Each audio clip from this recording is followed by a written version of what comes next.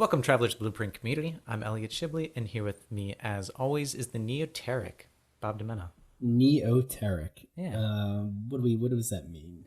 It is a word I just learned today, and it means a modern person and someone who advocates new ideas. Dude, thank you. I appreciate that. Yeah, you're welcome. You're always coming to me with new ideas, like, what if we did this? And what if we did this after we did that?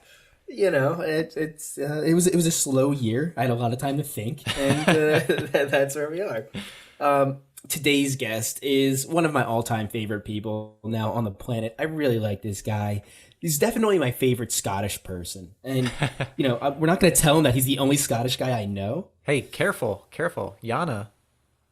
Yeah, you're right. Which you guys haven't met yet. She'll be on our Teaching Abroad Travel Roundtable series. Right, we haven't released that one yet. But nonetheless, I love this guy. He was a big part of our trip to Peru. He helped us plan it, everything from planning it to actually experiencing with us. He joined us for an entire day. Right, and we brushed up on that a little bit. But today we're talking about a brand new country, Colombia, and this country is not on most people's travel radar. Not the typical traveler, anyway. And Matt Waugh, our guest, is changing that. He's expanding his tours to Colombia, into the jungles, the beaches, the cities. We got into it today. Really informative, great conversationalist. Love the guy. He's really excited about it. Yeah, and he has us hooked. Like, by the end of that conversation, I knew I wanted to go to Colombia, and I knew I wanted to go hang out with Matt again in South America. But it's all but solidified now. Now it's a matter of just logistically figuring out when and for how long we can go. So really excited for this conversation. But and we also hear a little bit of his, mishap. Yeah. And what happened to him while he was there doing some research. Mishap. By mishap, you mean stuck in Colombia. Don't ruin it. Yeah, okay. You know what? You're right. You're going to have to listen. So what do we, before we get into it, what do we have going on? Oh, yeah. So we have our consulting services, which Bob helps you with in terms of either planning your trip, building itineraries, but more specifically, if you need help finding flights, we will help you establish what a base airfare would be, and then we can help you find cheaper flights, and then we just take a small percentage of your savings, not of the overall flight, but however much you save, we just take 20%, and that saves you time, and it helps, support our podcast. And Bob, weirdly, loves doing it. Mm-hmm.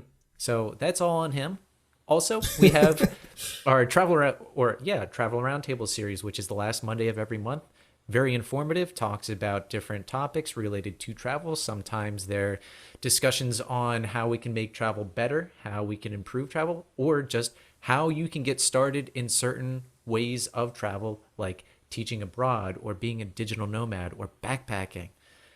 Very awesome discussions and always educational. And we have our Traveler's Blueprint tutorial videos, which are available for purchase now for $25. And it basically helps you become your own travel agent. Something where you might spend thousands of dollars to pay a travel agent will help teach you to do in an hour and 15 minutes. There are 5 topics. First, navigation. Second, airfare booking. Third, research and blogs, or restaurant and blog research, sifting through all of that information to help you find a good fit for you in terms of where to eat and activities to do.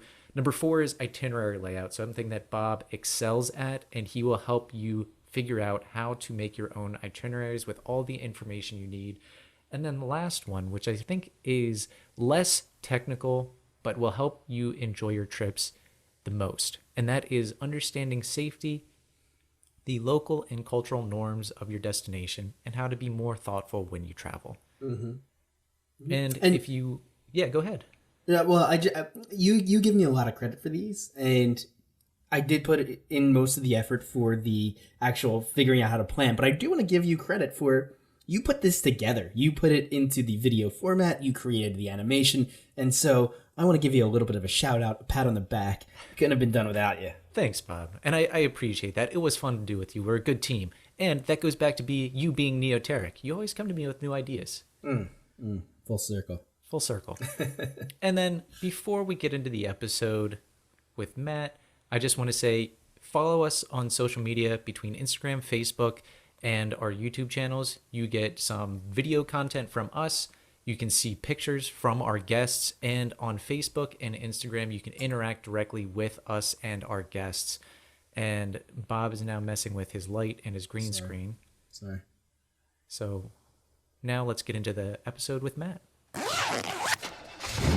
Welcome to the Traveler's Blueprint. Start designing your next adventure.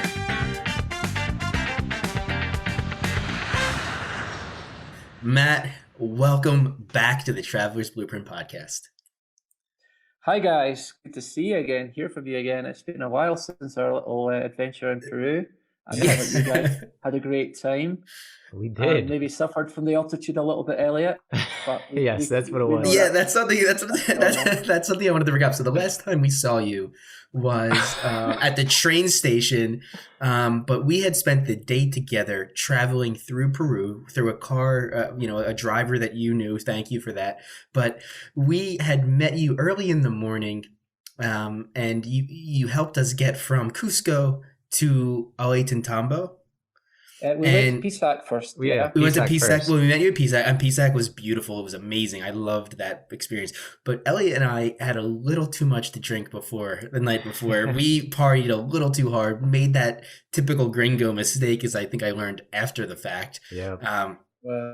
And you we didn't were take my struggling. advice, guys. I gave you good advice, good solid advice to take on board. But things happen as they do. When in Rome, Matt. When in Rome. And that was the night. That was the night that we saw you, wasn't it? And then we decided to go out after that. We had met Matt, and he's the one that got us going. He's the one that brought us to the brewery, and we started drinking. Then you went home and left us out, and we ended up staying out until, I don't know, very early in the morning. So the next day was quite a struggle, but yeah, it's still, especially waking up 3 hours after you go to bed. Well, you never paid the babysitter hourly fee, so I didn't get a wage for babysitting you any further. So. That's a fair point. Yeah, maybe we should incorporate that next time. Yeah. All right. Well, today, so something I do want to say: if you're listening to this and you want to hear about our discussion on Peru with Matt, you can go and check out episode 23, I believe it was. I just had it up, but 23.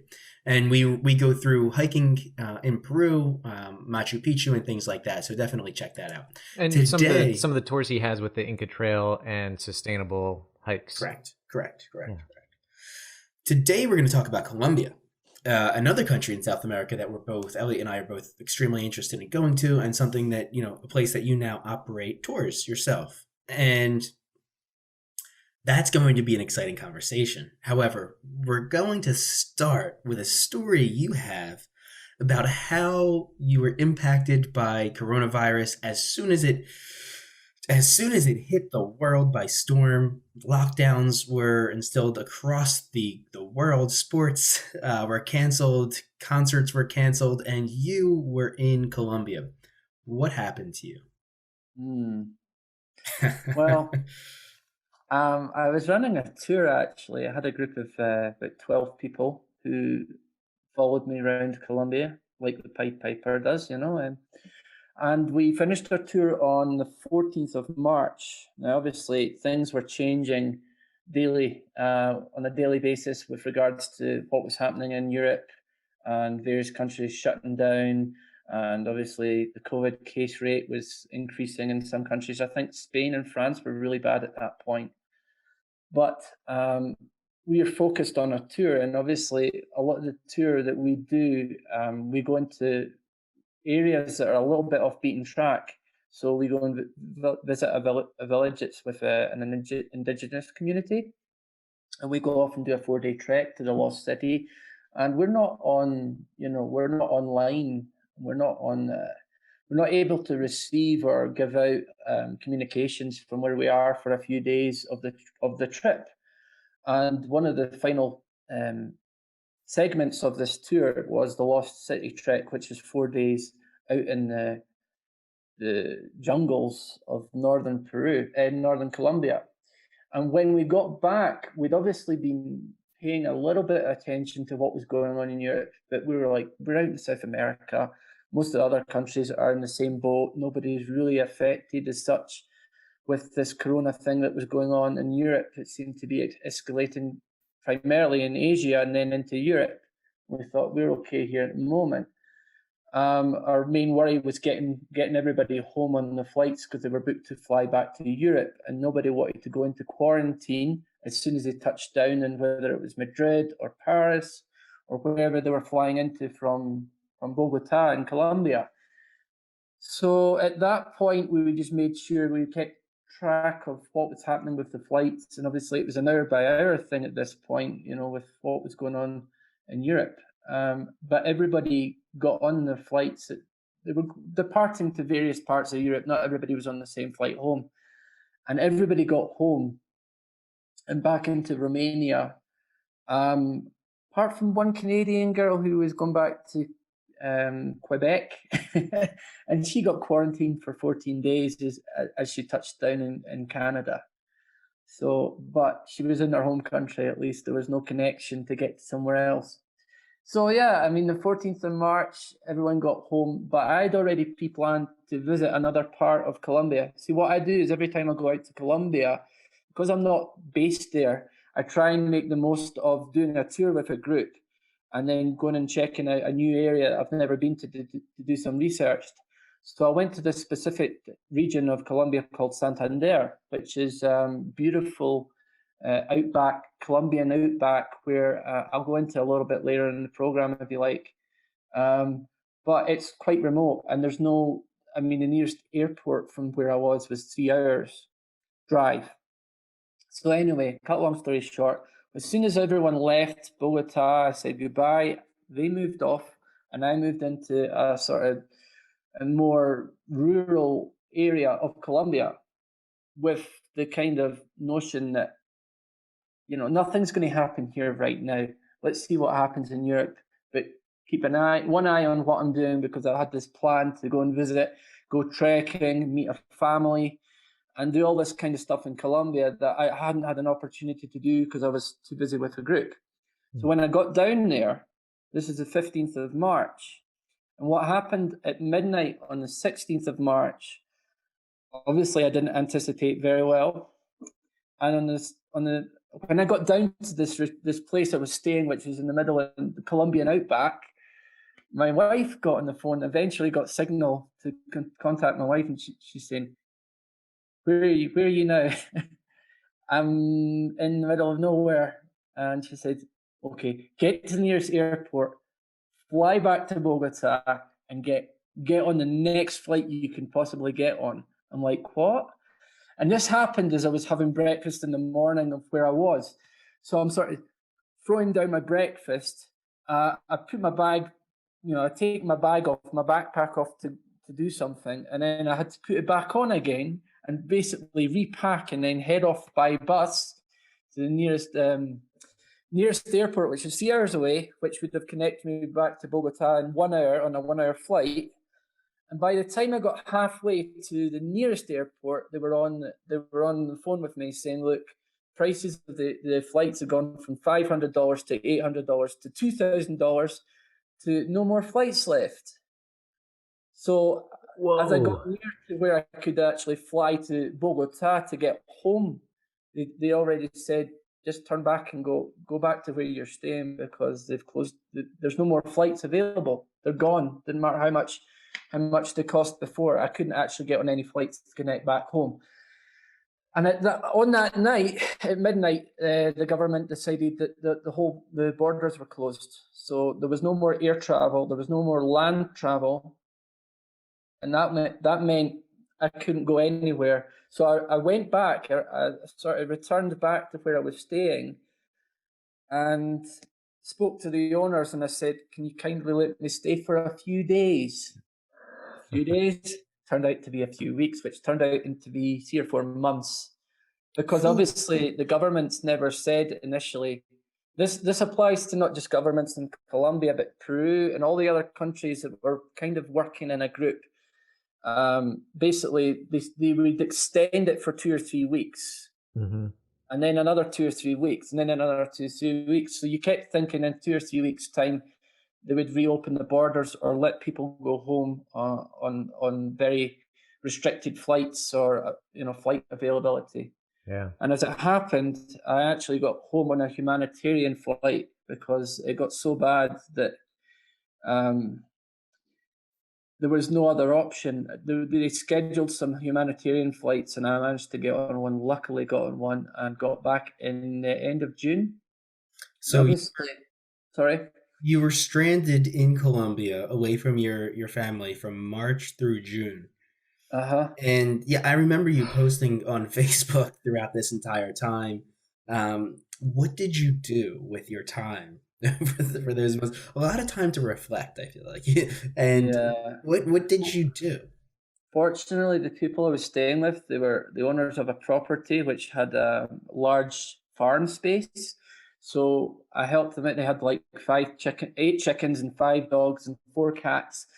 And we started planting, aloe vera and harvesting limes and mangoes and all the stuff that they had on their farm. Where I was staying was actually a retreat, a plant medicine retreat, and so that double acted as a farm and a retreat. So I was learning a lot about what the local, the owners were doing and their projects, which was like to build some new sort of huts out of local materials, rustic sort of domes and things.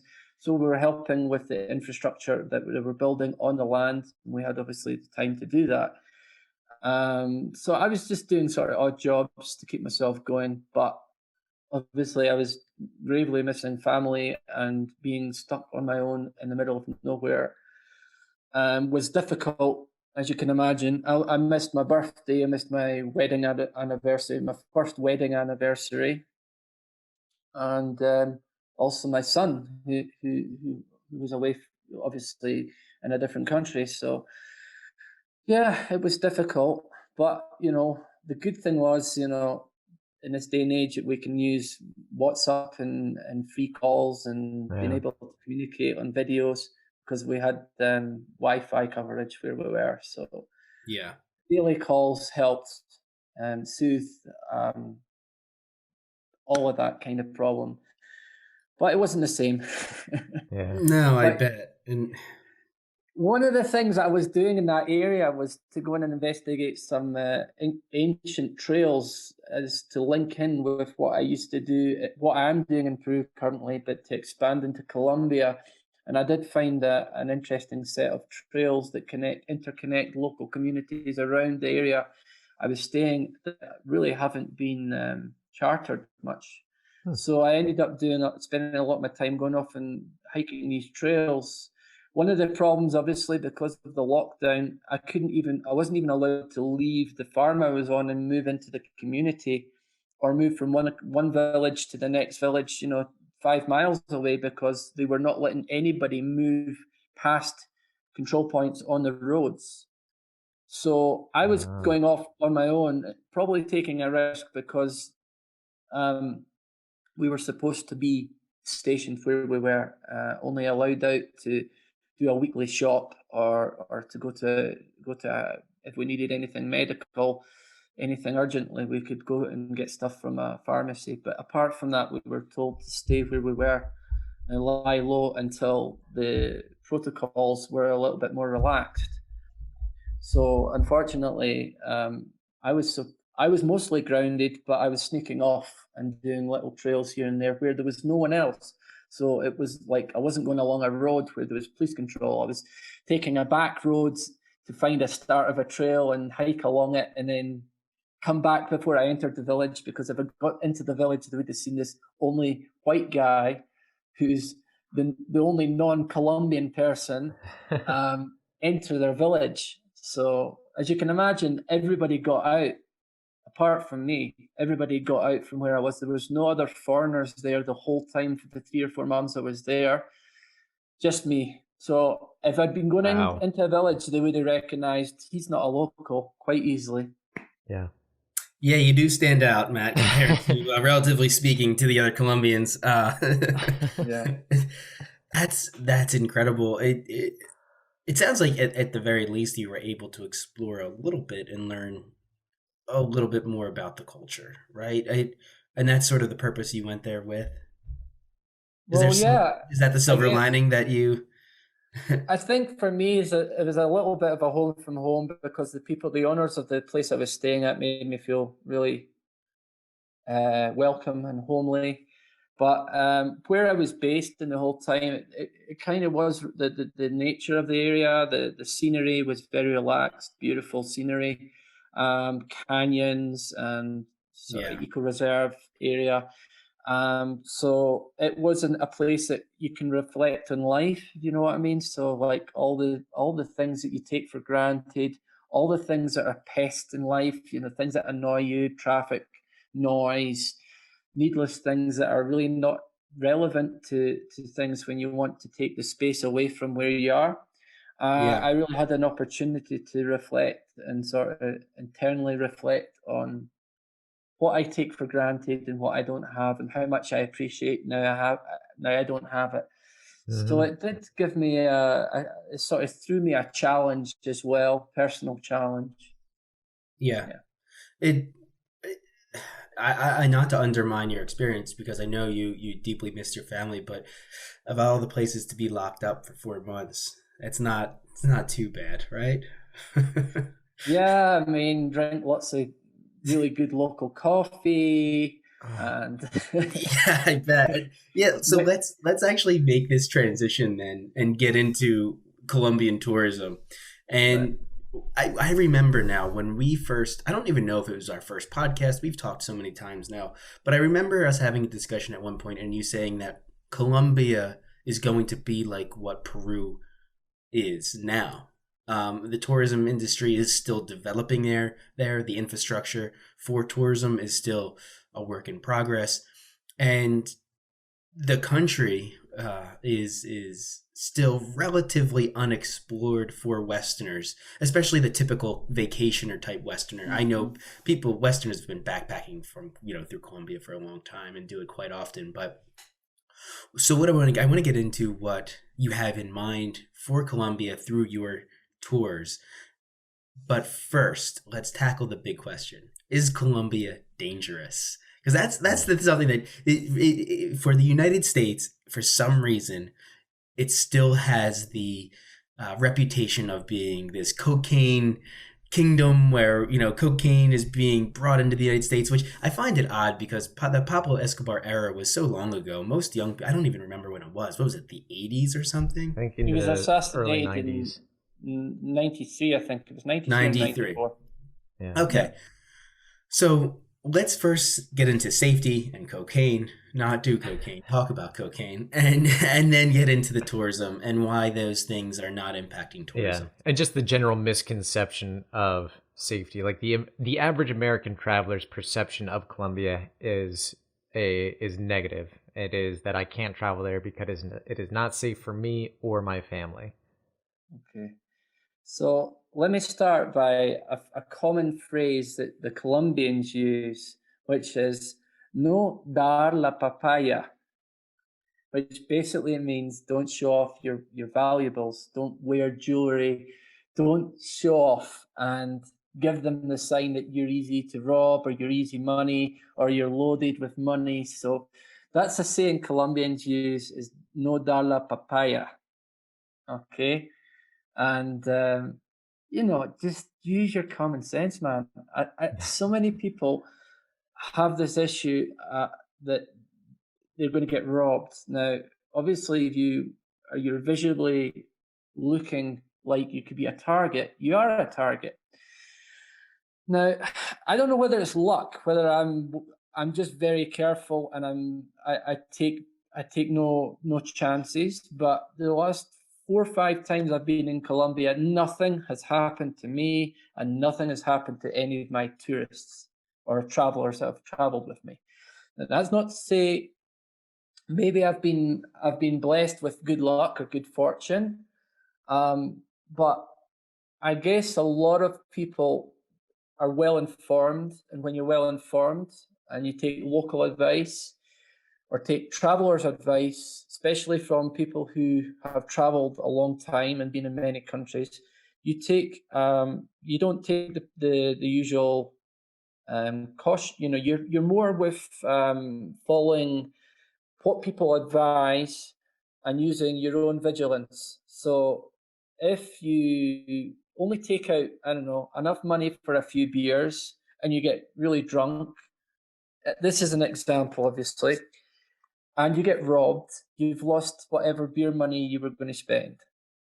Okay? If you're staying in a big city, you don't go down the dark streets. I know that people who do go off to look for narcotics or do these dodgy deals in the street corner are the ones that are likely to get into trouble. Whether it's not with the people they're dealing with, it can also be with the corrupt police.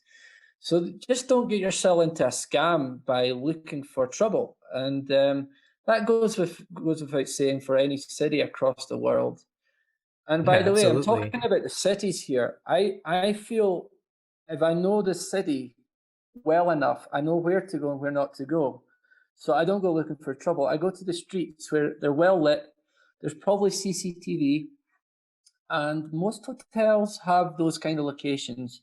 You'd have to look really hard and far to find a place that's not in a good location, and why you would want to stay there in the first place. Okay, so I'm talking about Bogota, Medellin. These are the big cities. Cartagena is another popular city of the main ones that people go and visit when they come to Colombia. But if you just tend to body swerve, you can do a lot of research on the internet nowadays and find local forums that can give you out the advice that you need and Yeah. just say where's safe, where's not safe. Yeah. So yeah, I mean, when I'm advising people to go out in the city and to enjoy themselves, I usually say go out in a few people, in a group of a few people. Don't go out on your own. Don't go down a dark alleyway, and don't go out carrying lots of money that you don't need to spend on you. Keep it in the safety deposit at the hotel or hostel or whatever accommodation you've got. You don't need to carry everything out with you the whole time. So yeah, these are general rules to follow. Honestly, it sounds like these are things that you would do in any city, anywhere you go, not just Yeah. Colombia. So I think It's that's the main distinction is that I follow those rules when I travel to cities in the U.S. it's pretty standard. Yeah, and it's easy to have the uh, situational awareness to know that this is a decent area. This is a decent bar. I'm okay right now. You can and use that everywhere you go. Yeah. And so really, Matt, which would I guess I'm speaking for you, but Colombia is not really any more dangerous than anywhere else at this point, right? And speaking relatively as far as like tourism goes and things like that, right? The country has evolved. It's no longer this cocaine ran city. No, no, you're going It's back 2 decades for it to be at its worst, probably where it got its bad rep in the first place. mhm. The Colombian police are now more informed on where the crime hotspots are and what they're looking after the tourists because the tourists obviously come back and give the current stats and what's happening. If someone gets robbed, unfortunately, petty crime and pickpocketing goes without saying. It happens everywhere, but that does happen. Opportunities are around in Colombia is no exception, if not a little bit probably worse than some other cities. But I know, for example, in some European cities, uh, petty crime and pickpocketing happens a lot. Yeah. Yeah, which is Yeah, very common in. I mean, Las Ramblas in Barcelona is one of the most notorious places to get pickpocketed in the world. I just looked also. I did a little bit of online looking up, and I noticed there's an index of homicide rates, and you'd expect Colombia to be somewhere, I don't know, in the top 10. And I don't know how they've done it, but the index shows Colombia number 37, which is behind Peru, behind Mexico, behind Brazil, behind Costa Rica. Behind Costa Rica. What? Yes, Costa Rica was number 26 on the list. Wow. So Colombia has certainly getting a little bit more, let's say, let's say it's not a safe place, like nothing's foolproof safe wise, but Yeah. it's becoming safer. Yeah. Those stats always blow me away because we as Americans live in a pretty violent country, unfortunately. And I always get taken back by how less violent countries around the world are.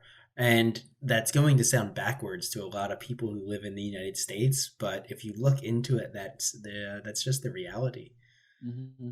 We're one of the most violent modern nations in the world. So, Yep. all right. So, Matt, now that we've covered safety, I'm really curious about what you're actually bringing people to.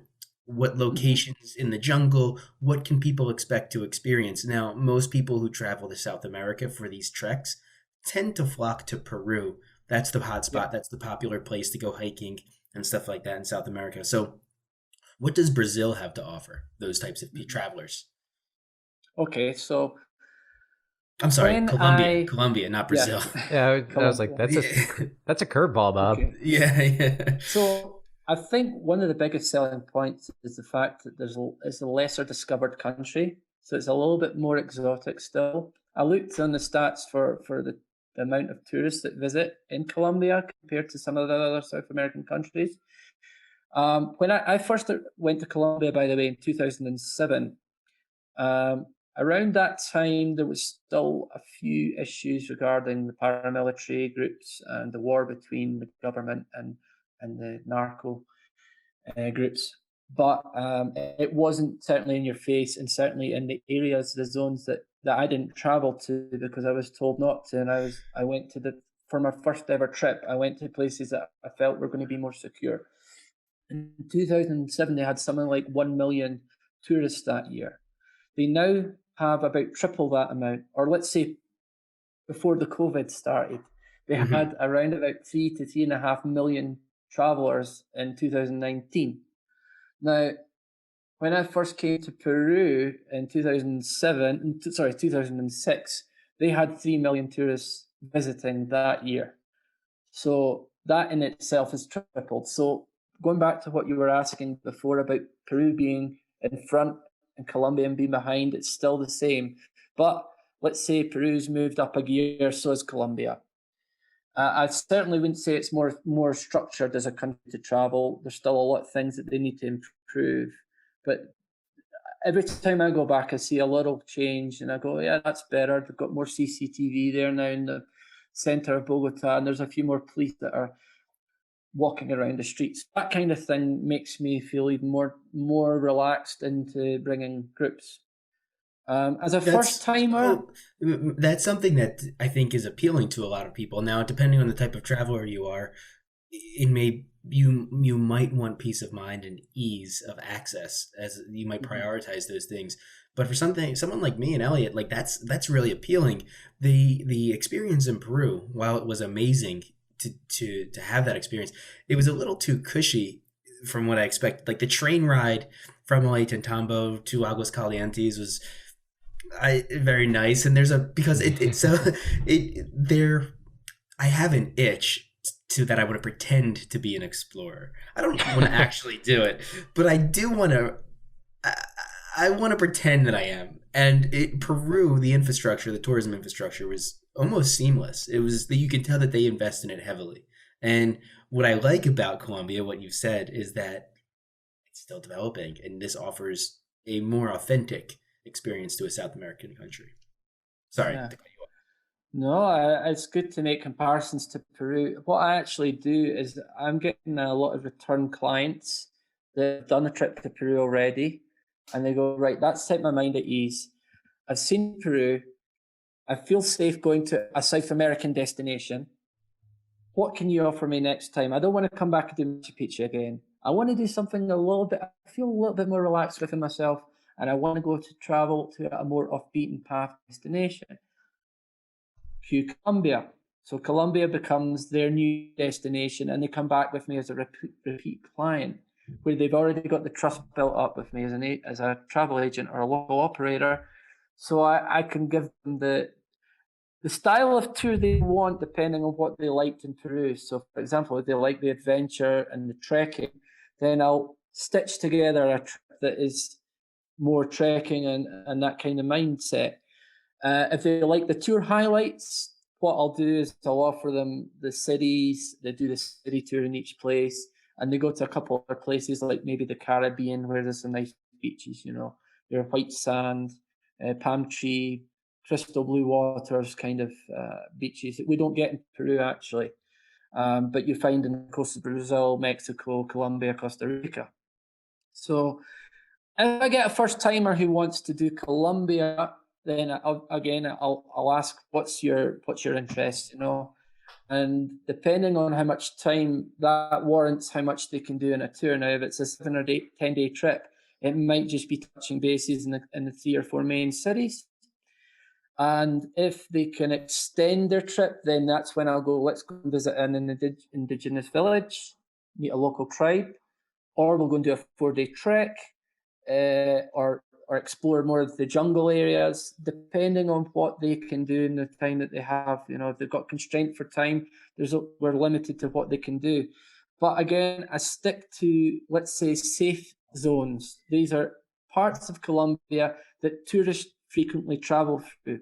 Now, it might not be to the same volume that you get in Machu Picchu or in Cancun or other destinations that are popular throughout the Latin Americas, but you'll still find a volume of tourists there. And when you see a volume of other tourists, you do kind of have feel a little bit more in a safety net, because there's other travelers there, other tourists going there for a reason. And definitely with Colombia, and the times that I've gone back, it is mostly backpackers. So I'm trying to offer something, because backpackers will do everything independently, and they'll go off on a shoestring and just stay in backpackers' hostels and go surfing in the Caribbean coast. What I'm trying to do is integrate something that's not a package trip, but tailored to the client that wants a little bit of a safety net, hasn't got time to figure out over 2 months backpacking, but can still get something out of it that's off beaten track. So that's where I come in, basically. Okay. Yeah, and so can you get specific with what some of these destinations are?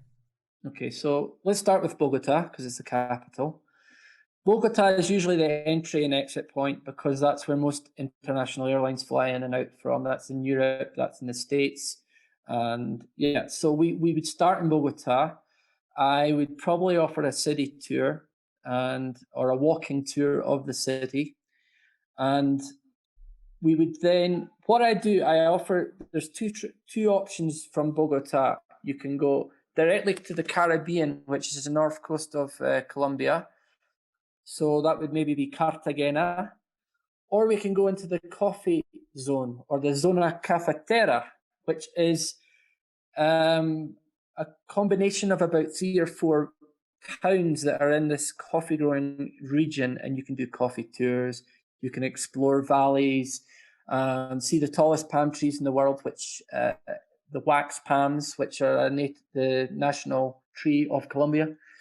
And there's a place called the Cocora Valley, which you can tour or trek through this valley and see these gigantic palm trees that are like probably around 200 feet high, some of them. Whoa. They're massive. Wow. So anyway, you can go divert to the Caribbean and do the beach stuff, or you can go through the coffee zone, or you can do both, of course. Cartagena is the second biggest, not the second biggest city, but probably the second most popular city, because it's an old colonial city, or a port, a Spanish port that was built for the slave trade and the gems and gold that was traded between Spain and the Caribbean and the northern coast of Colombia. So it's got a colonial history to it. It's also a walled city. So you've got this old turreted wall that goes around the old town with these cannons in some of the turrets. It's very, very, very pretty, very colonial. And that was the big key destination to a lot of the cruise ships. So you get a lot of the people spilling off the cruise liners for a one-day tour of the city. So you do see a lot of North Americans, a lot of Europeans that are coming off the cruise ships, But that's really their only port of call in Colombia because, as you know, it's a port, and a lot of the other places are inland. Another place that I go to, which is close to the second largest city, which is Medellin, is a place called Guatapé. Guatapé is about 1 hour and a half drive from Medellin. And Guatapé is a beautiful set of floodlands that look like a labyrinth of these peninsulas and waterways that you can drive around by boat. And there's a massive granite rock that rises above everything, sort of protruding out of the waters, and you get this amazing view of this landscape. You need to see a photo to know what I'm talking about. But it's one of these picture postcard things like we have in Peru. You know, we have the Machu Picchu and we have the Rainbow Mountain. In Colombia, you have Guatapé and this area of water and land all mixed together. How do you pronounce it? Guatapé, Guatapé. And it's known as the Rock of Guatapé. It's this granite rock that comes out of the land. Wow. And you can do helicopter rides over it if you want to get a full panoramic feel, or you can hike up the 700 steps to the top of the rock and get this, like, again, a selfie at the top if you want. Elliot is this a really natural? Is this a natural basin, or is it dammed? No, it was dammed. It was flooded. It was made into a reservoir to bring water into that area. Another thing that people were doing, we'll not go into it too much, but it was also an area where Pablo Escobar had one of his mansions bombed, one of his 600 places where he lived at one point or another. But this mansion was built on one of the peninsulas, and it's now in ruins because the Cali cartel, his rival cartel to the Medellin cartel, bombed it. So you can do a boat tour of that. You used to be able to actually go onto the ruins and walk around and see where he stashed his drugs and his money in the walls and all that kind of stuff. But the local authorities are really, it's kind of touching a nervy subject. Any kind of Pablo Escobar affiliated trips now, because of the history, it's not like something a lot of locals like to talk about. So to create a buzz of tourism around something that's a glitch in their history, is something that's kind of a negative effect of tourism. So they don't like to sort of announce this as a tour. But if you want, the boat will pass this mansion and you'll say, this is where Pablo Escobar stayed at one point, and you can see the ruins of his bombed house if you want to know that, because it is part of the history, you know. I imagine that would be a big draw for tourists to come to Colombia at this point, is, you know, getting a play-by-play of where Pablo Escobar, you know, lived, some of the things he's done, some of the places he's impacted, kind of like I mean, just basically like if you were a fan of The Lord of the Rings and you wanted to go visit the movie sets. Yeah, but it's so the thing about that is Pablo Escobar is real, and he was a murderer. Well, the movies are real. They're filmed at real locations. Yeah, but I get it from the perspective of the Colombians, where they have this brutal history, and unfortunately, it's that brutal history had the biggest impact on Western culture. Colombia, you don't exactly go to Germany and bring up the Nazis to the Germans. Exactly. But so, I mean, you can still go to concentration camps. But that's more of an experience to pay homage to the lives lost, not Hitler himself. You're really going to see to experience the atrocities of the Holocaust, not the doer of the Holocaust. Yeah, but I think if people knew exactly where Hitler died, that would be a tourist attraction.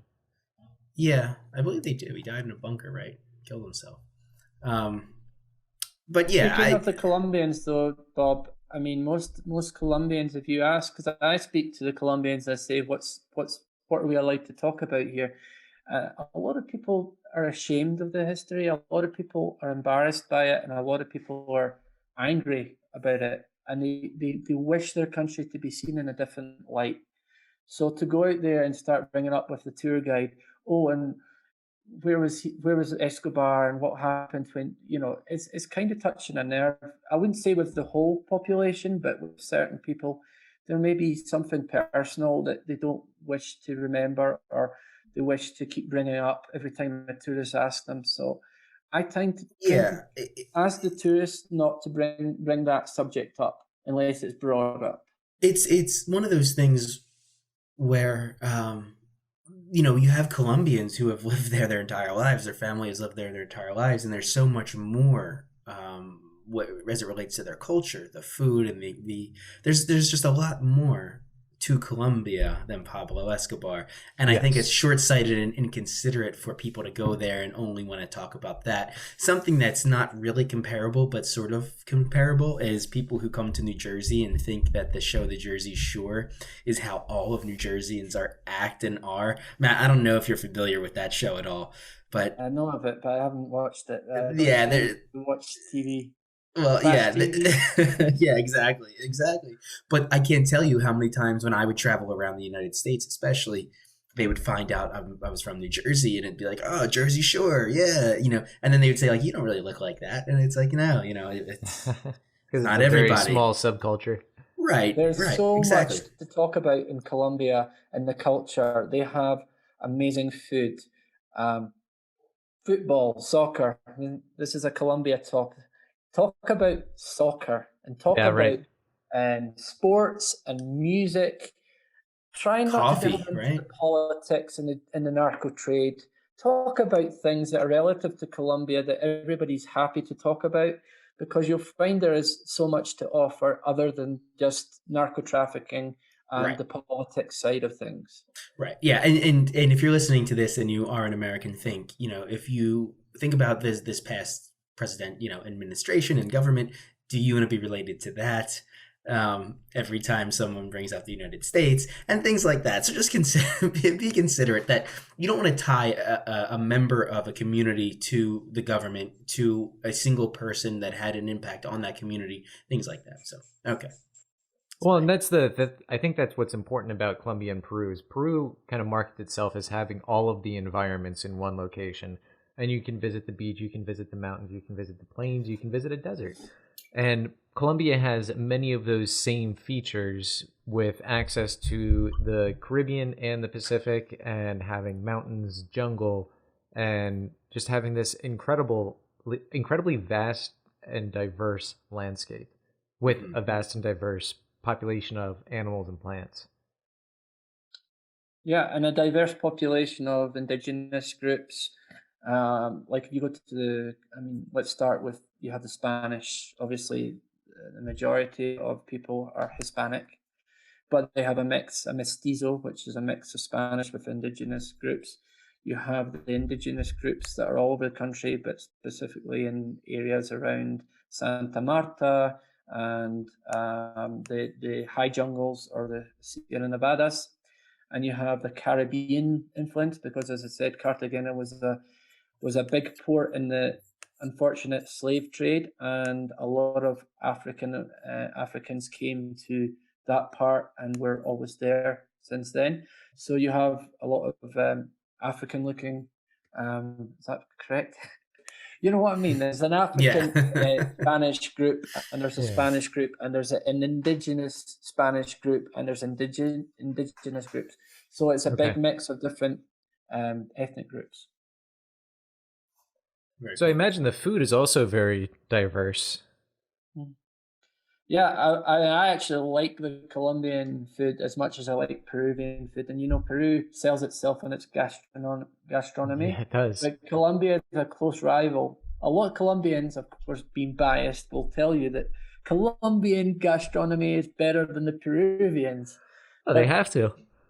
They don't sell it as much, and that's the whole round thing goes. They maybe undersell themselves a little bit with the tourism, because you're hard put to find. If you type in traveling companies or travel in Colombia, you find a lot less come up than you would say typing in Peru traveling companies or whatever. So it is a destination that's sort of a little unassuming, but they could promote better, I think, definitely.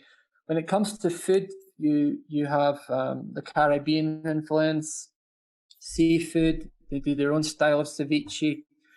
They have a specific dish called paisa bandeja, which is a massive plate.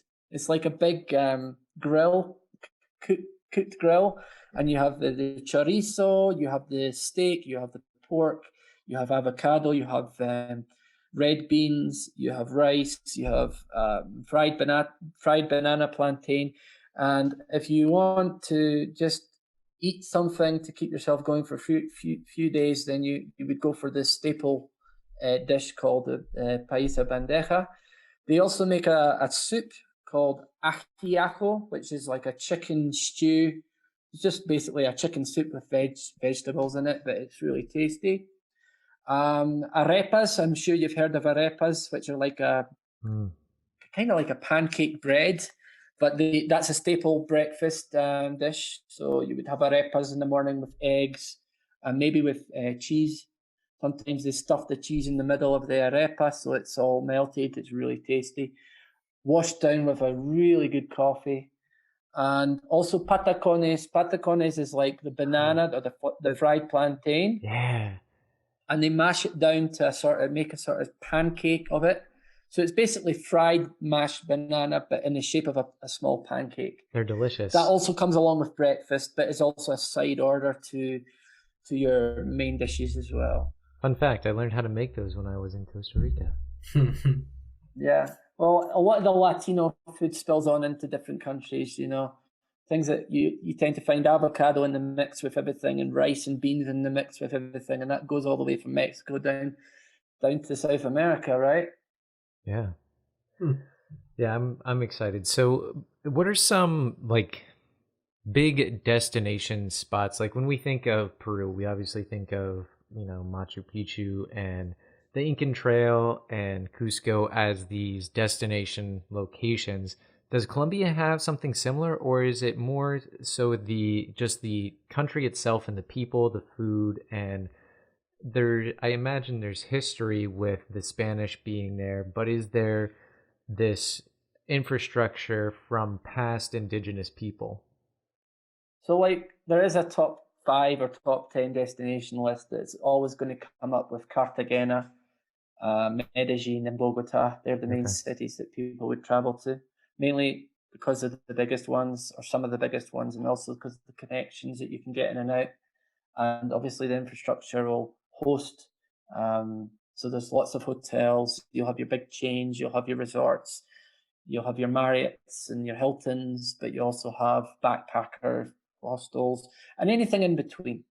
So these are the main city destinations. If you wanted to just do a city hopping tour, you would do Bogota, Medellin, Cartagena, and maybe one other city. If you wanted to do something a little bit more time consuming, then the big trek of the big seller of treks is the Lost City Trek, which is in an area in the north of Colombia, near to the Colombian coast. You can actually see the coastline from the start of the trek as you start elevating up into the hills that become the mountains. That 4-day trek tends to appeal to really backpackers, but the reason why a lot of other people could do it, as long as you've got a general good level of fitness. The elevation, it doesn't go above 1,500 meters, which is about 5,000 feet. So it's nowhere near on the level of the Inca Trail or other high trekking options. The coastline. So if you go to the north coast of Colombia, you'll find Cartagena, Barranquilla and Santa Marta. And these 3 cities that are based on the coast are usually places for people to get to and then explore the beaches in between. There's a famous park between Santa Marta and the Venezuelan border called Tayrona, and Tayrona is a UNESCO nominated reserve. It's a protected reserve. A lot of the indigenous groups that we've just mentioned are based in that park. You'll find many species of animals, birds, and also monkeys and things like that. It's also got some beautiful, beautiful beaches. These picture postcard beaches that you might find if you type in beaches of Colombia or Caribbean beaches, you're going to find that are on the coast between the park itself. So it's like a jungle. And as soon as you leave the park, you're at the beach. You know what I mean? Okay. So as the beach starts, the jungle finishes, Wow. and vice versa. And those white sand, crystal blue waters, these are your typical beaches that you can find around the coastline of Tayrona towards Santa Marta, and then the other way towards Palomino. I'm looking the at it right now. beaches- I know, I am too. It looks fascinating. beautiful. Yeah. Beaches are popular. Surfing's big there. Diving. If you do scuba diving, there's quite a few scuba diving companies set up there. You can go and get your scuba diving courses done there as well. So it appeals to a mix of people. I have a trip to Colombia coming up in 10 days, and it's primarily a yoga group. So they're going to stay in this beach town called Palomino, which is famous for surfing. It's also kind of like a hippie stop off. But they're going to do a yoga retreat there. So there's lots of things that they can enjoy in a relaxed atmosphere on the beach itself. And also, you can do what I'm offering at the moment with my trips is that a visit to an indigenous community or indigenous village where you meet a local tribe. There's 3 or 4 different tribes that live in this area. Most are descendants of the people who came from Asia into the Americas, and you've got your Mayans and you've got your Incas. They were somewhere in between those kind of groups, and they set up in this area around Tayrona and this Lost City Trek, which is also in the same area. And the names of the tribes, there's 4 different tribe groups, and we visit one of them called the Wiwas. The Wiwas. There's also the Arawakas, and I can't remember the name of the other 2. Kogis is one of them. But basically, they have their own culture, and they have their own dress, and they have their own code. So when you go to visit them in a village, you have to respect, what they do in their village. And it's really interesting way to see their way of life. So you can go and see a modern day coastal Caribbean city, and then within 1 hour's drive, be away from there and into a community that's not changed very much over the course of time since the conquest came. Wow. That's pretty wild. Yeah, it is. And can you tell us more about the Wiwas? Okay, so and the experience, like as it relates to the actual experience, they're quite private people. They refer to anyone that's foreigner as a younger brother. Okay, so they are very spiritual people. So your Pachamama, that kind of sense of being at one with the earth and nature applies to those groups of people. They're very, very into nature. And to be honest, they're a little bit peeved off of the way things are going in the current status with the climate change and the way we're mistreating the planet. They have their own voice, and I've watched a few videos made by some of these indigenous groups, and they're not happy with the way Westerners have taken things into their own arms and chopping down trees or whatever it is that we've done to jeopardize a lot of the nature that surrounds these guys and what they've lived with for generation upon generation. So we do get to visit their villages, and we get usually an in-depth speech from their native chief. What you would tend to find in a sort of, let's say, a 2-day visit to an indigenous village, we would go hiking, obviously with a local guide who knows of the tribe, makes a contact, introduce us, and tell us about the typical clothes that they wear, which is all naturally made or woven. Most of it's white from head to toe. They wear white, and the chief will have a hat that's shaped kind of like a cone but curves inward, sort of inverted curve that goes up to the top like a bell, right? The women are not allowed to wear shoes on their feet, but the men can. So you tend to find anyone that's male has boots, these black Wellington boots that they walk around in, and the females, they don't have anything on their feet. And sometimes it's hard to tell apart from that, which is male and which is female, because they wear their hair long. The men wear their hair long, the women wear their hair long, obviously. So it's very hard to distinguish by their hairstyle who's a male, who's a female. So you got to do it by their feet. Yeah. And they tend to wear white, and it's like a gown. It's kind of like Like a tunic? like a, what do you call it in the Greeks? What do they wear? Togas. It's kind Togas. of like a toga. Now, the 3 or 4 tribes wear kind of similar clothing. I won't say it's exactly the same because I'm not that detailed on that kind of knowledge, but I've seen pictures of the different people wearing the tribal gowns, and they look kind of similar. The thing that's different is the village chief wears a different style of hat. So I think the Waugh tribe have the bell-shaped, but a couple of the other different, like the Kogis and the other tribes that I mentioned, they have a different type of hat that the chief wears. And a lot of their traditional arts is like we go to their village, they explain how they traditionally dye and weave their textiles, and we get a chance to mingle in and do it the way they do it traditionally. But also, if we want to buy any of their products or purchase their products, we can do that as well.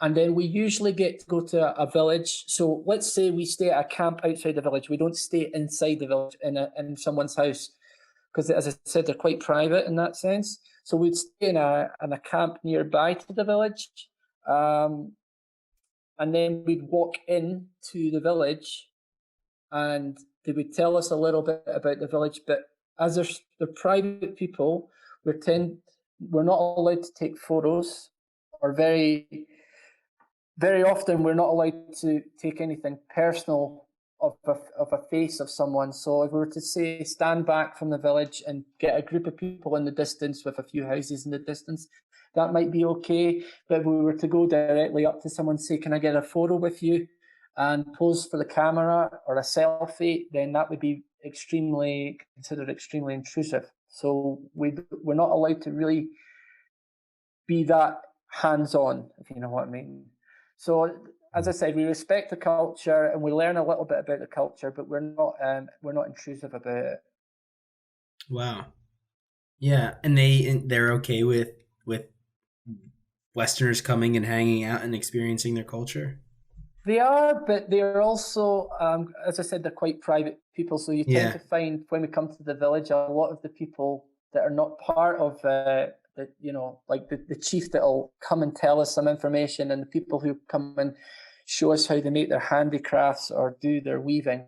These people are okay, and we can take the photos of them. But the people that are just generally going about their own business, minding their own business, if they see us coming in, they tend to scurry away into their houses. They built these round houses. They're sort of mud brick round houses with straw roofs, like a teepee. And you tend to find these are the houses that the locals live in. And when they see us coming, they don't want to hang around in case, I guess, we might be taking photos or get a bit too close. But that's fine. I mean, I'd rather it stayed like that, and it preserves the culture more than them to end up being like, Disneyland and having to put on a silly face to just take a selfie with the tourist that wants a photo with them. I'd rather it stayed more preserved in that sense. Yeah. So we get a fly in the wall, but we're not overly stepping our mark. Right. Mm-hmm. And is this part of I think in our notes, and you kind of talked about this with us prior to the show, the Camino Real? Okay, so I was talking about the Tayrona Park and the area around the north part of Colombia, which is Caribbean coastline. That includes the Lost City Trek. Okay. And that includes the Tayrona Park and where a lot of these indigenous communities live. Okay. The Camino Real, which is in a region called Santander, which is where I was in lockdown, is a set of ancient trails that interconnect small villages or rural villages of that area. And it was built in the 19th century by a guy called Gio van Lingerke, who was a a German who escaped Germany after he committed, I believe he committed murder. But he came over to Colombia in the 1850s, and he decided to set up uh, a village-to-village communal route. That's something similar to the Inca trails. Let's say it's stone pathways that the locals used to. They've been used by the indigenous communities beforehand, but he kind of, let's say, refurbished them. And he set up these beautiful stone pathways, which is what I was exploring in my time in lockdown. And he used them to exploit the agriculture and the trade. He made them trading routes to make money, basically, from the local people, which is a bit sad, but that's what he did. But he did restore the trails rather well, which are still beautiful walkways today. But he'd been using them initially to export trade in between different areas. So tobacco, cacao, coffee, different types of fruits. He was using these roads to export things in and out, and he put taxes on these roads to get money for himself. So he kind of exploited the area. But as I said, those trails, those stone pathways are still intact, and they are some things similar to the Inca trails that I hike in Peru. So if someone wanted to do that trip with you, how many days would they spend, and what would that tour look like going on the Camino Real? So you would fly to Bogota, right? Let's say, take everything out that we've talked about. This is purely a trekking trip. Yeah. Coming along the trek hoppers aspect that I do in Peru, where you stay with local communities and move on the next day on another section of trail to the next community, right? Mm-hmm. I would say it would be a 10-day trip. You'd fly into Bogota just because you have to. Then you would connect to the nearest airport to the region of Santander, which is Bucaramanga. You would then travel to a town called Barichara. Barichara is in the Lonely Planet. It's Colombia's most beautiful village or town. And it is very beautiful. And basically, it just, if you see photos again, you'll know what I mean. Anyway, so you get to Barichara, and Barichara is kind of the heart of that area where you can go off in different segments of trail and interconnect different villages. I could probably do 6 or 7 days of individual trails. So you would stay one night in one village near Barichara, and then hike one day into the next village, stay overnight there, and then hike the next day into Barichara, and so on and so forth. Probably could interconnect about 4 or 5 villages over 6 or 7 days. I'd probably put a rest day in between the first 3 days and the second 3 days. Okay. And some of these trails, by the way, are no longer than 2 or 3 hours hike, but some of them are 10 or 9 hours hiking as well. So it depends how much hiking you're doing the day before and the day after, whether it warrants a stay over in one of the guest houses. I'm using guest houses because that's the best available option. If I could do homestays, I would offer homestays, but it's mostly hostel style guest houses that are in these villages. There's 1 or 2 of these Camino Real. That's the name that was given to these trails. 1 or 2 that are known, but the rest of them are very little known. Not even the locals know about them. So when I was going off and hiking these routes and doing, I used the Wikiloc, which you can monitor different trails using Google Earth or Google Maps. Mm-hmm. So I went and did a lot of the trails and worked out the distances and elevation gains and drops personally, because there was not a lot of information documented on these trails. And I also went into the village, not to meet people, but just from the outside, took a few photos so I knew where to go. But I also found through the contact I had in where I was staying that there was people renting properties that were guest houses in each of the villages that I wanted to hike to. So I've got all the contacts now in a list on my phone of who I can stay with and where I can go in each village if I was to do the trek again. Wow. So I would obviously operate that trip now. I know it, but as I said, it's I would have to offer it as a 7 or 8 day trip to really appreciate all of the area, because everything's a hidden gem there. So you wouldn't want to miss one thing and do the other. Yeah. So I would appeal to hikers that we could maybe do a 10-day trip and have at least 6 days where they're actually hiking on that trip. And total, what do you think the length is? Because if you, Lonely Planet has a little guide on El Camino Real, and their section is only, the section that they mapped is only 9 kilometers, so like a 2 to 3 hour hike at best. Yeah. And I mean, with you saying that some of these hikes are 10 hours, that's way more than 9 kilometers. Yeah, these are that's like 25, 28, 30 kilometers, which is what, 18, 20 miles. Yep. These are ones that would be off beaten track. These are ones that you wouldn't know how to do unless you really went to the area and figured it out yourself or spoke to someone who was a local. So that's where I fit in, because the Lonely Planet will tell you that I'm sure it's between Barichara and Guani. Mm-hmm. Yep. Right? That's a 2.5 year. That's the one that everybody knows. Yeah. But to do more than that doesn't appeal to the average tourist that just want to visit Barichara, which is a pleasant town to go and have a coffee and a cake and an ice cream. And then go and do a 2-hour hike to the other village and then take a bus back to Barichara.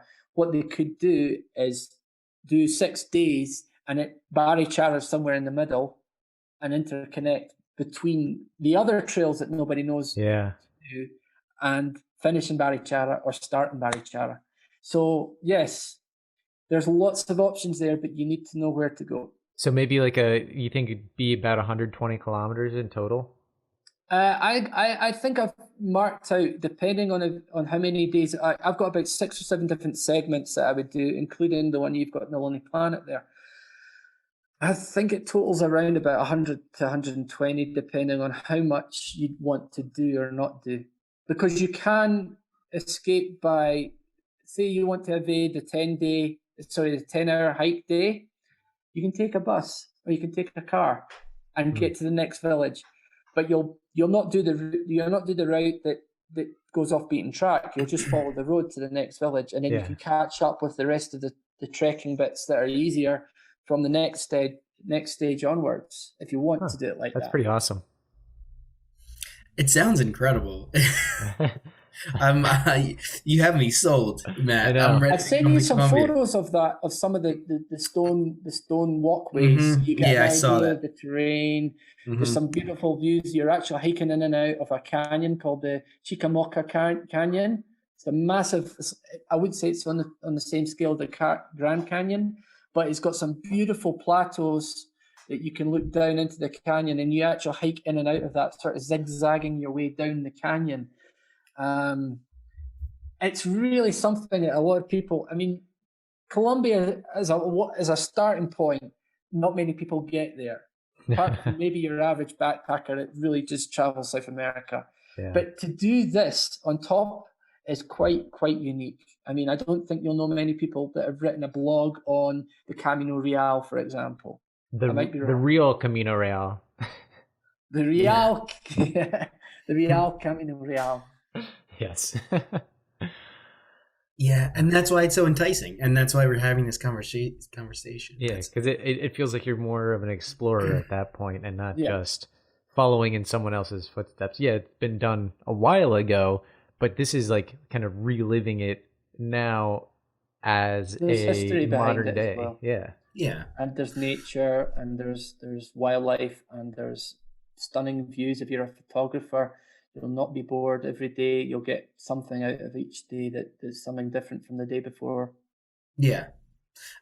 The fact that it's not in Lonely Planet is pretty amazing. Yeah. That they don't have anything on it yet, and how much information is still lacking on this. You're sort of a pioneer in a way, Matt. You're one of them, right? At bringing these treks to light. Yep.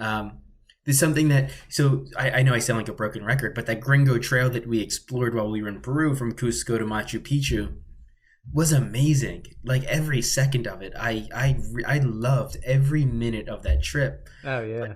But having it in the back of your mind that same exact path has been taken by millions of people every single year. Millions of people do that same trip. It's kind of, it doesn't take away from the experience in any way, but it kind of just makes you think that I don't know. Special. It wasn't special. It wasn't special. It wasn't special, but this has a whole new feeling to it, and I'm excited to come check it out with you. So something that's more special is something that isn't been seen before. So that Machu Picchu, of course, it's an amazing place, but how many pictures have you seen before you get there? So you kind of half anticipate what you're already going to go to see. Yeah.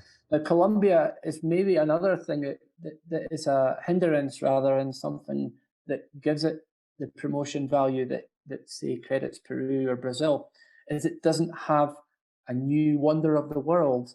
Yeah. And that iconic thing, it hasn't discovered for itself yet. You know, Mexico has the Mayan pyramids of Chichen Itza. Brazil has Christ the Redeemer, Machu Picchu, Peru, Rome, Colosseum, etc. But there's no iconic thing that would sell Colombia on the front page of a brochure or a sign or whatever. It has lots of interesting things like that rock, for example. Yeah. That rock, it comes out of this amazing landscape, the Caribbean beaches, but not one thing. It just makes it that iconic thing that makes it one thing for the country, which is good in a way because it means there's more than one thing to see rather than just get to Peru for one thing. Yeah. The amount of people, I won't say everybody, but there is a vast majority of people that are not interested in anything else in Peru that's offered by Peru except to get to Machu Picchu, take the photo, take the selfie, got the t-shirt, been there, done it. In Colombia, you've not got that one thing to go to and come back. You've got to actually go and explore a bit more to delve into a country that can offer these kind of unassuming places that take you by surprise. Yeah. I'm excited. I think it'll be nice. I mean, we talked about this with Scott Light, who does the Ethnoco down in Peru, and he does these Amazon tours. And it sounds like we're going to have to do a 14 to 20 day trip start with Scott, and then on the way back, stop in Colombia and do a trip with you on El Camino Real. And I hope to do it this year. Yeah. It's an air. By the way, if you fly from Lima to Bogota, it's only a 2.5 hour flight. So not only is it quite a cheap flight, but it's also a very, very easy connection to do from Lima. So you could do your thing in the Amazon before or after. I actually offer that to any client, any person that wants to do a trip that combines more than one country. It's a perfect mix and match because you can do 7 days Machu Picchu and whatever else that you want to include in that time, and do the other 7 days in Colombia. And that's what I ran this trip. This trip I had in February this year before the quarantine and the whole virus thing started. We did, some of my group did Peru, did Machu Picchu. Then we got back to Lima. We hopped on a flight, a 2.5 hour flight or 3 hour flight to Bogota. And then we did a 7 day trip there. And they went home because they only had 2 weeks. So 2 7 day trips. And the rest that could stay on for the rest of Colombia did the 4 day hike and all that stuff. Yeah. So if you wanted to get a little taste of something, you could combine it with the Amazon. No problem. That'd be great. Yeah, that sounds awesome. I mean, we might have to do 3 weeks and combine it with Bolivia and meet Alan. Yeah. Well, from Cusco, by the way, you can get to Bolivia in a 12-hour bus ride, or you can go via Lake Titicaca, which is the largest lake in South America, the highest navigable lake in the world. So you can cross over Lake Titicaca, which from Cusco to say Lake Titicaca is 7 hours on a bus. Okay. Stay overnight on the Peruvian side, then hop over the border to the Bolivian side, and then from the Bolivian side, you're 2 hours, 2.5 hours to La Paz, which is where Alan's based, or was based. So you could probably, I don't know how much time you want to spend in the Amazon and what part of the Amazon you would be going to, but it is possible to do all three. It'd be a bit tight, but you could probably do all three. So you would do 7 days in Colombia and, I don't know, 4 or 5 days in the Amazon and 2 or 3 days in Bolivia. You'd probably have to include a couple of extra flights just to save you the time taken on the overland journeys. Doable. It's not impossible. Yeah, I love it. Not impossible I'm at going all. too many ideas to you guys now. Yeah, you always do, Matt. You always do. Yeah. Matt, before we start to close out this episode, I want to give you the opportunity. Give us your website. I know you have a new tour company, new website. Give us all that information. Okay, guys. So it's www.southandestravel.com, all one word. So South Andes Travel, small letters all together, yeah. And most of the stuff is Peru because that's where I'm based. But we have started to branch into Colombia and into Bolivia.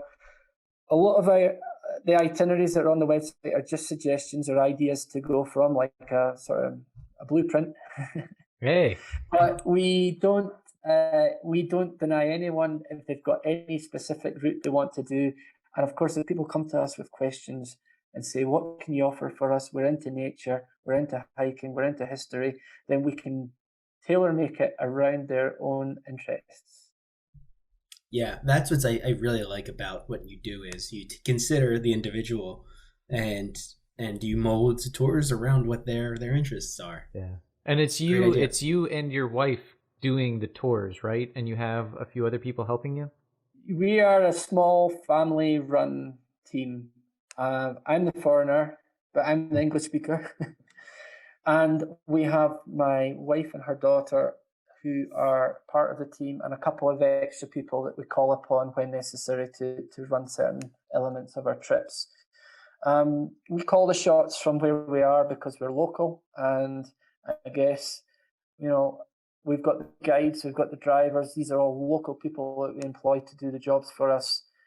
But we're the guys that speak out and market their products and get the job done with them. And most of our clients, it's word to mouth. We're not big into marketing. We don't spend lots of money on trying to get up the Google ranks or do any of that kind of stuff. You can find us on TripAdvisor and you can find us on Facebook. But most of our clients are repeat clients or word-to-mouth clients, and we're happy with that.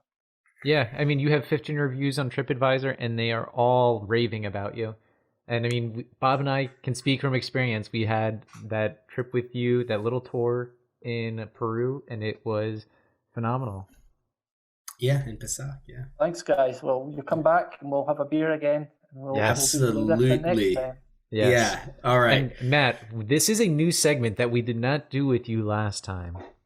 And if we have you on again, we'll have to do it then, and the answers may be different. But this is a 12-question rapid-fire round, and the idea is that you answer with whatever comes to your mind first. Are you ready? Okay. Yeah, shoot. All right. What is the first word that comes to your mind when you hear the word travel? Mountains. What home comfort do you miss the most while traveling? Fish. All right.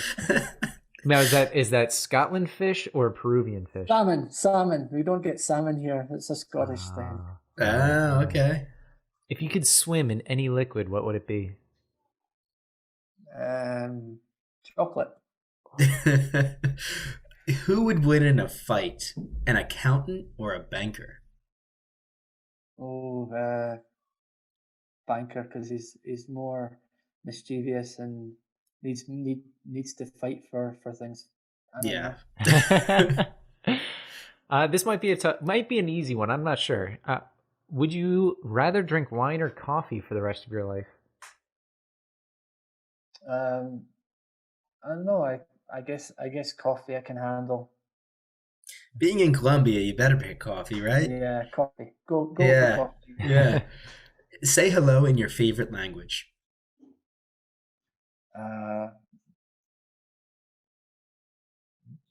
Здравствуйте. What was that? Was that Russian? Russian, yeah. Yeah. All right. That's your favorite language. I spoke Russian for quite a while. I've forgotten a lot now, but I lived in Ukraine for 9 months, and I traveled on the Trans-Siberian train for quite a long time on my own through Russia. So yeah, I was living with a Russian-speaking family in Kiev for 9 months, and they didn't tolerate any English speaking. So I learned quite fast, but I've forgotten it quite quickly as well. This is something we didn't know about you. If you can travel with anyone in the world, living or dead, who would it be? My wife, probably. Yeah. There you My go. wife. What is one item remaining on your bucket list? Ooh. Um, Nepal. Doesn't have to be the Everest trek, but one of the high Himalayan treks. That's a good one. Yeah. Yeah. I think I would want to do one of those. I don't necessarily think I want to do Everest, but maybe something No. a little smaller. Yeah. Yep. If you could pick an actor to play you in a movie, who would you pick? Oh god. Go on, Leonardo DiCaprio. All right. Solid. You might win an Oscar for that. Yeah. Oh, did you see The Revenant? That was pretty good. Yeah, it was. Yeah, It was good. yeah. I liked it. All right. If you were stuck in one city for the rest of your life, what city would you choose? If you were stuck in one city for quarantine. I think it'd probably have to be Cusco because that's where I'm closest to. Yeah. Yeah. It's a great city. If you owned a yacht, what would you name it?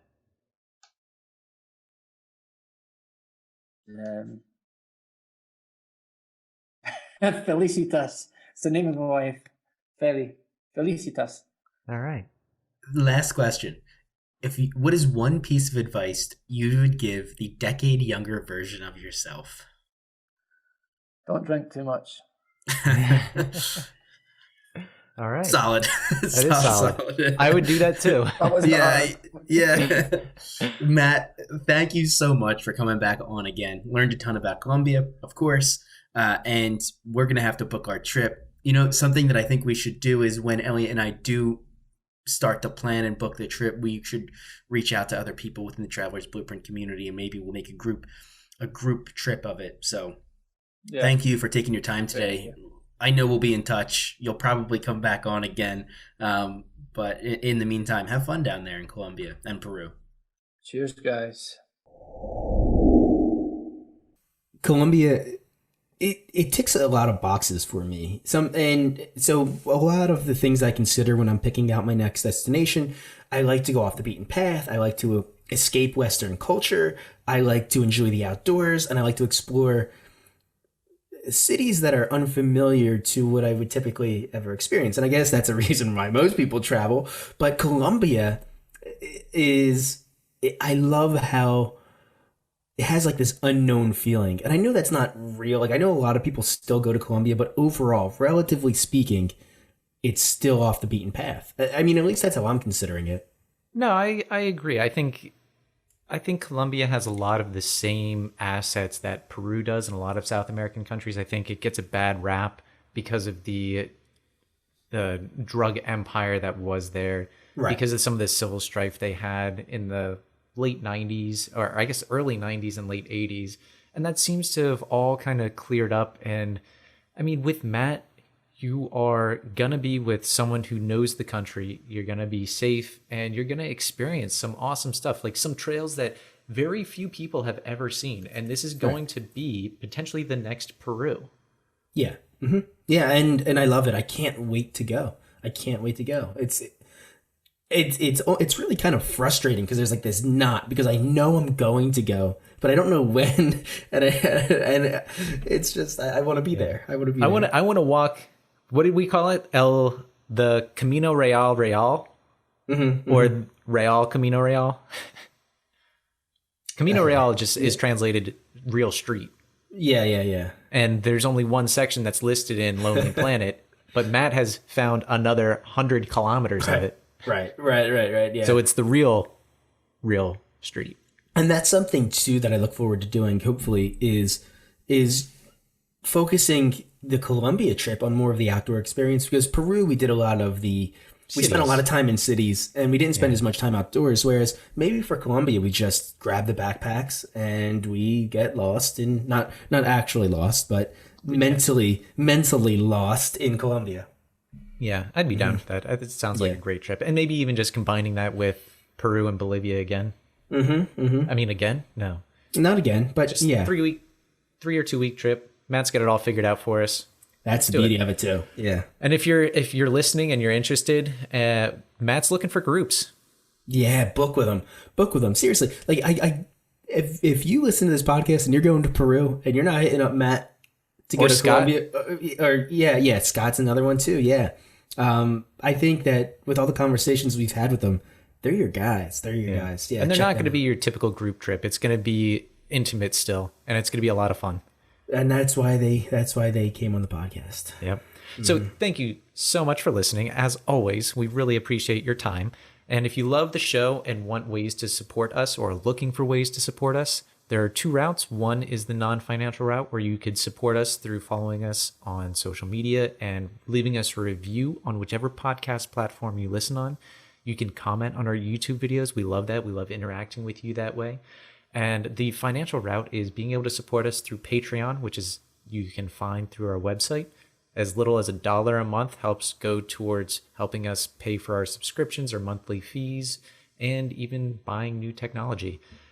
New technology? No, new stuff to produce the show. How about that? And you are our biggest advocate, so sharing this show with your friends, with your family, helping grow the show, it means a lot to us, and we always like it. It helps us get new and really creative, interesting guests. So thank you for listening, and tune in next week.